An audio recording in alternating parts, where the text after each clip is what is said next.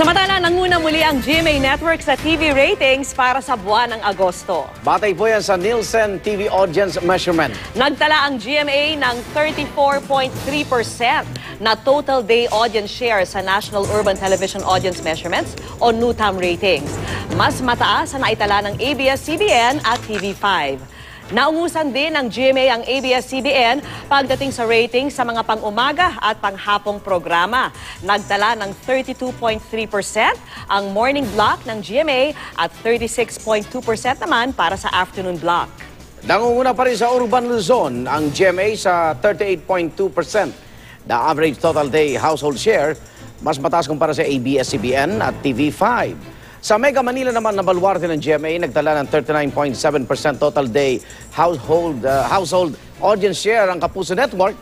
Mas mataas ito ng 11.7 points sa ABS-CBN at 26.8 sa TV5.